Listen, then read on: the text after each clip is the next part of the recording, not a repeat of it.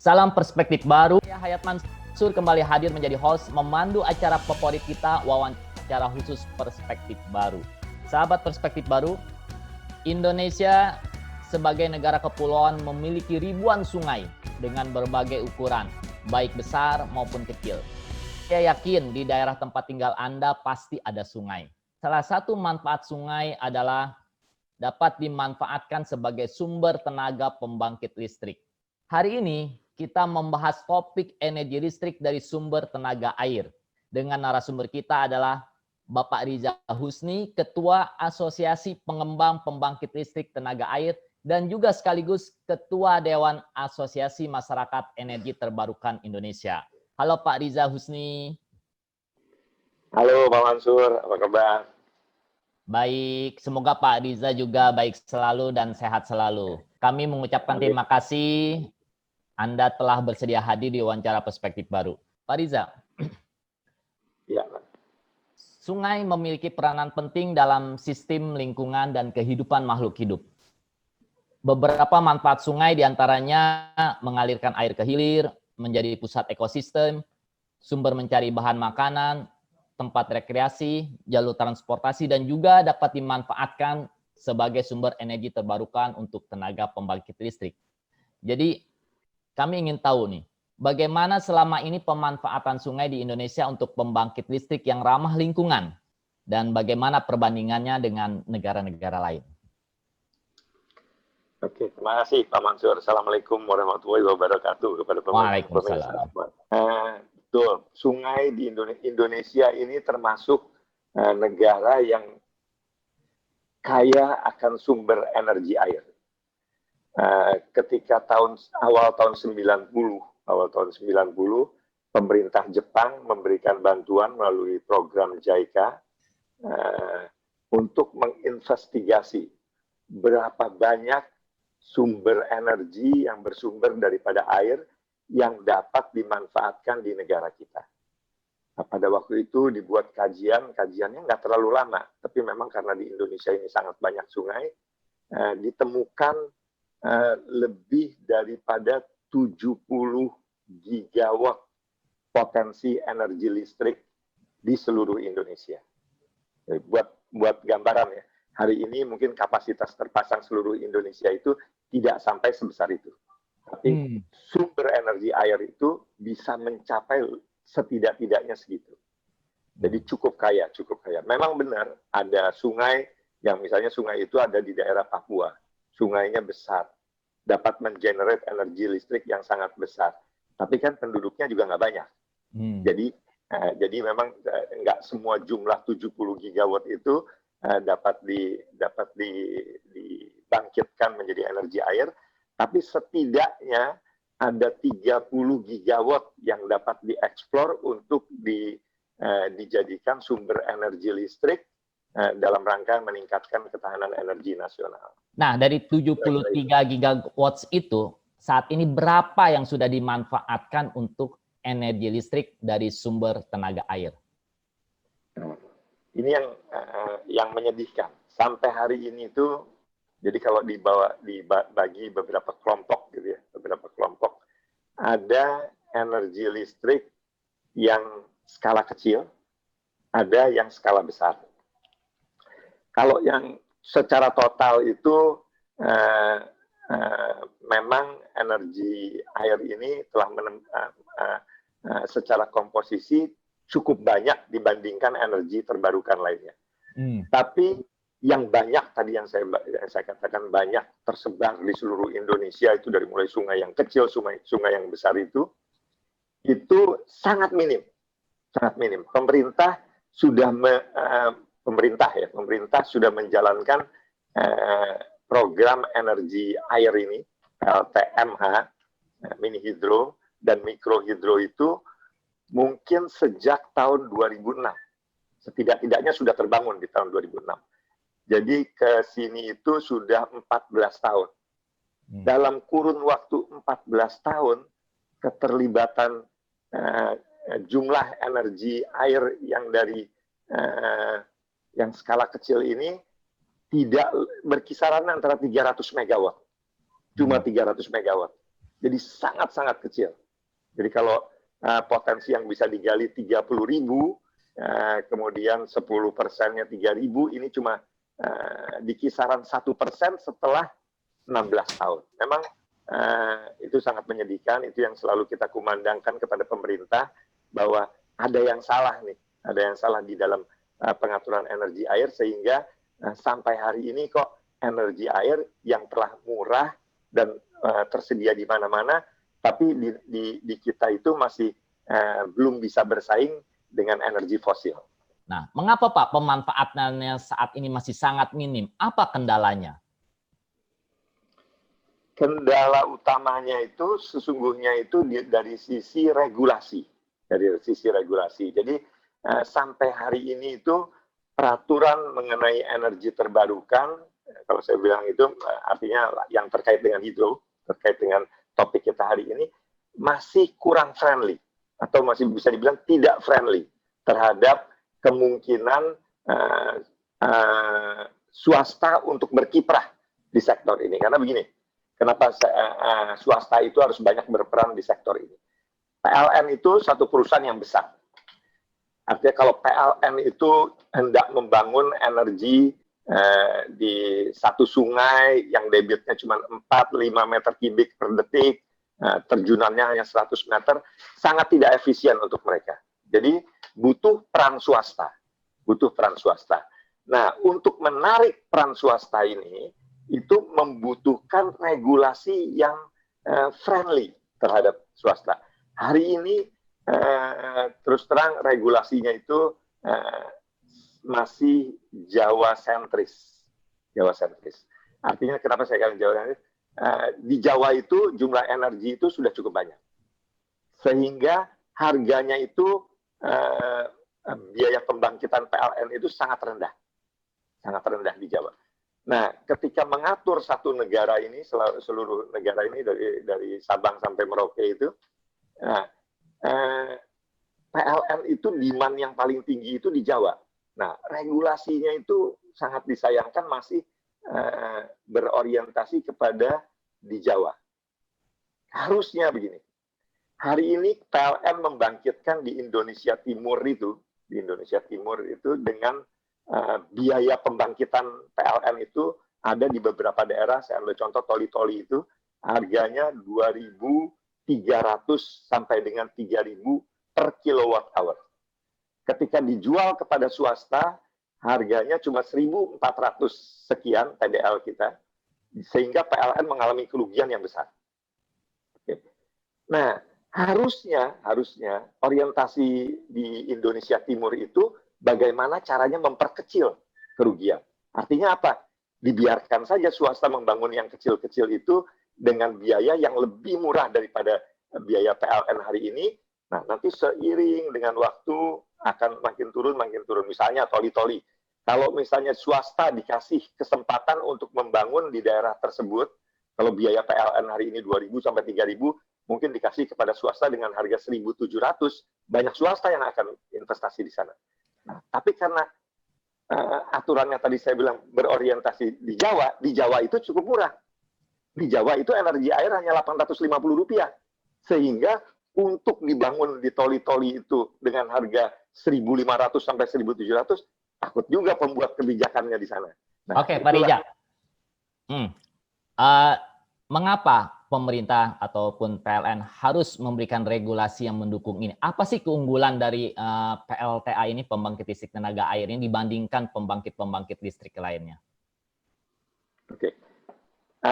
Keunggulan yang nomor satu, energi terbarukan yang bersumber dari air itu adalah energi yang bersih, ramah lingkungan. Itu nomor satu. Nomor dua, saya sengaja meletakkan ini di posisi 2, harganya juga sudah murah. Harganya juga sangat ekonomis. Bayangkan, hari ini PLTU itu yang paling murah lah di Indonesia. Mungkin harganya 5 sen, kontrak 20 tahun. 5 sen kontrak dolar berarti 7. Hari ini mungkin dengan dolar yang hari ini sekitar 700-an rupiah. Sedangkan energi air itu bisa dibangun, di Jawa itu ada yang bangun dengan harga Rp850 flat selama 20 tahun. Artinya dari segi ekonomis juga sudah sangat murah. Gitu ya. Bukan dolar, ini dengan rupiah karena seluruh komponennya dalam rupiah. Jadi banyak pengembang yang memberikan harga itu dengan rupiah. Nah, yang ketiga, tentunya kan kita beberapa tahun ini kan pemerintah juga agak teriak-teriak gitu kan, neraca perdagangan yang defisit, di mana Indonesia sudah bukan eksportir daripada minyak lagi, malah kita sudah net importir dan lain sebagainya. Dengan digunakannya sumber-sumber energi terbarukan itu, tentunya akan menghemat keuangan negara dalam jumlah yang cukup besar. Nah, undang-undangnya pun sudah ada. Di dalam undang-undang itu memang energi terbarukan ini harus diprioritaskan. Tapi dijabarkan dalam peraturan itu masih belum friendly. Dan insya Allah mungkin dalam 1 minggu, 2 minggu ini akan terbit peraturan presiden yang insya Allah saya harapkan akan menjadi friendly terhadap energi terbarukan. Karena udah saatnya. Indonesia sudah sangat tertinggal dibandingkan negara-negara lain, Vietnam, Thailand, dan lain sebagainya di sektor energi terbarukan. Kita berharap peraturan presiden yang akan terbit dalam minggu ini dan minggu depan itu akan mengadres semua permasalahan ini. Bagaimana dengan isu bahwa pembangkit listrik itu selalu memerlukan lahan yang luas? Apakah memang PLTA maupun PLTMH, pembangkit listrik tenaga mikrohidro ini juga memerlukan lahan yang luas? Apakah tidak ada teknologi yang memungkinkan untuk membangun pembangkit listrik yang dengan memerlukan lahan yang sedikit? Terkait dengan lahan, kalau itu sistem bendungan, memang membutuhkan lahan yang besar karena ada wilayah yang ditenggelamkan. Itu terkait bendungan. Tapi kalau run of river, saya rasa isu lahan itu sangat-sangat minim. Bahkan dalam 5 hektar gitu, saya punya pengalaman sendiri gitu ya. Artinya Pak, tolong dijelaskan dulu untuk pendengar ini, apa itu sistem run of river ini, teknologi baru ini? Oke. Kalau bendungan mungkin kita semua sudah tahu ya, bahwa airnya kita kumpulkan di dalam satu waduk kemudian diterjunkan melalui turbin dan lain. Kalau run of river itu enggak. Jadi kita membiarkan tetap aliran sungai itu tetap berjalan 24 jam selalu berjalan. Kita hanya pinjem. Jadi air sungainya kita diversi sedikit ke sisi sungai, kita terjunkan ke turbin, kemudian mungkin 100 meter atau 1 kilometer atau 2 kilometer di bawah, kita kembalikan lagi kepada sistem sungai. Itu yang namanya run of river. Nah, run of river ini tidak membutuhkan area yang panjang, area yang besar ya. Biasanya rata-rata mungkin 20-25 hektar aja udah cukup besar. Dan 20-25 hektar itu biasanya kan sumber energi air ini kan adanya di daerah-daerah upstream, hulu, di daerah hulu sungai, yang mana mungkin bukan daerah perkotaan dan lain sebagainya. Jadi mungkin kalau misalnya sebagai perbandingan, kalau ada hutan industri itu skalanya ratusan ribu hektar. Nah, kalau kita minta izin kepada kehutanan untuk pembangkit listrik run of river itu hanya cuma antara 5 sampai dengan 30 hektar. Pak Riza Husni, apakah sudah ada PLTA yang memakai sistem run of river ini di Indonesia? Banyak. Ini kan sebetulnya kan run of river yang bahkan ada satu di Bandung itu yang dibangun 100 tahun yang lalu, Pak. Mendekati 100 tahun yang lalu itu di daerah Dago itu udah barang antik gitu. Artinya di zaman Belanda pun sudah dikerjakan gitu kan. Nah, tapi kan memang kenapa ketinggalan daripada energi air ini? Dulu dibangun di zaman Belanda, kemudian harga minyak murah ini dilupakan oleh para pembuat kebijakan. Baru sekarang ini dengan harga minyak yang tinggi mulai difikirkan kembali sisi ekonomis menggunakan energi air. Jadi itu bukan metode yang baru, itu sudah dari zaman Belanda.